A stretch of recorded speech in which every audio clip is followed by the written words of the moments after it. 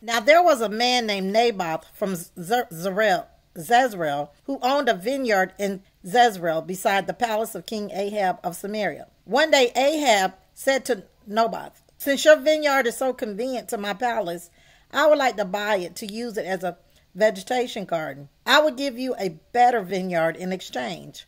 Or if you prefer, I will pay you for it." But Naboth replied, "The Lord forbid that I should give you the inheritance that was passed down from my ancestors." So Ahab went home angry and sullen because of Naboth's answer. The king went to bed with his face to the wall and refused to eat.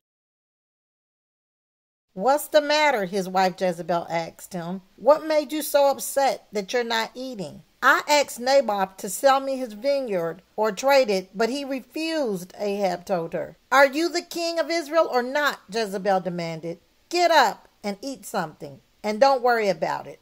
I'll get you Naboth's vineyard." So she wrote letters in Ahab's name, sealed them with his seal, and sent them to the elders and other leaders of the town where Naboth lived. In her letter, she commanded, "Call the citizens together for a time of fasting and give Naboth a place of honor. And then set 2 scoundrels across from him who will accuse him of cursing God and the king. Then take him out and stone him to death." So the elders and other town leaders followed the instructions Jezebel had written in the letters. They called for a fast and put Naboth at a prominent place before the people. Then the 2 liars came and sat down across from him, and they accused Naboth before all the people, saying he cursed God and the king. So he was dragged outside the town, where they stoned Naboth to death. The town leaders then sent word to Jezebel. Naboth had been stoned to death. When Jezebel heard the news, she said to Ahab, "You know the vineyard Naboth wouldn't sell you? Well, you can have it now. He's dead." So Ahab immediately went down to the vineyard of Naboth to claim it. But the Lord said to Elijah, "Go down and meet King Ahab of Israel, who rules in Samaria. He will be at Naboth's vineyard in Jezreel, claiming it for himself. Give him this message. This is what the Lord says. Wasn't it enough that you killed Naboth? Must you rob him too? Because you have done this, dogs will lick your blood at the very place where they licked the blood of Naboth."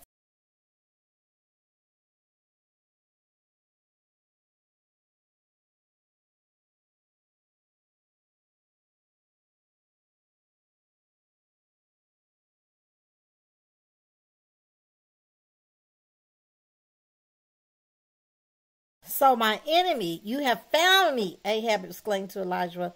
"Yes," Elijah answered. "I have come because you sold yourself to what is evil in the Lord's sight. So now the Lord says, I will bring disaster on you and consume you. I will destroy every one of your male descendants, slave and free alike. Anywhere in Israel, I am going to destroy your family as I did the family of Jeroboam, son of Naboth, and the family of Baasha, son of Ahab. For you have made me very angry and have led Israel into sin. And regarding Jezebel, the Lord says, dogs will eat Jezebel's body at the plot of the land in Jezreel. The members of Ahab's family who died in the city will be eaten by dogs, and those who die in the field will be eaten by vultures. No one else so completely sold himself to what was evil in the Lord's sight as Ahab did under the influence of his wife Jezebel. His worst outrage was worshiping idols, just as the Amorites had done, the people whom the Lord had driven out from the land of head of the Israelites. But when Ahab heard this message, he tore his clothing, dressed in burlap, and fasted. He even slept in burlap and went about in deep mourning. Then another message from the Lord came to Elijah. "Do you see how Ahab has humbled himself before me? Because he has done this, I will not do what I promised during his lifetime. It will happen to his son, and I will destroy their dynasty."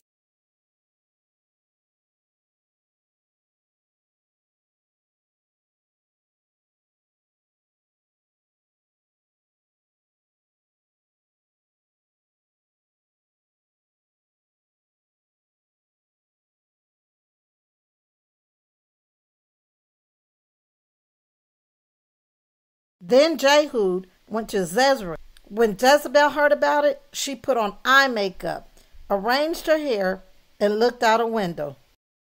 As Jehu entered the gate, she asked, "Have you come in peace, you Zemrod, you murderer of your master?" He looked up at the window and called out, "Who is on my side?" "Who?" 2 or 3 eunuchs looked down at him. "Throw her down," Jehu said. So they threw her down, and some of her blood splattered the walls and the horses as they trampled her under. Then Jehu went into the palace and ate and drank. Afterwards he said, "Someone go and bury the cursed woman, for she is the daughter of a king." Afterwards he said, "Someone go and bury the cursed woman, for she is the daughter of a king."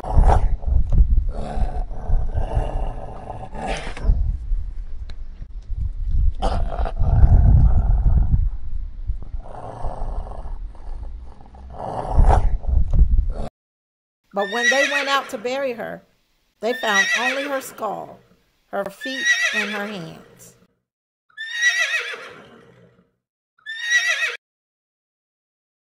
When they returned and told Jehu, he stated, "This fulfills the message from the Lord, which he spoke through his servant Elijah from Tisho. At the plot of and in Jezreel, dogs will eat Jezebel's body. Her remains will be scattered like dung on the plot of land in Jezreel, so that no one will be able to recognize her."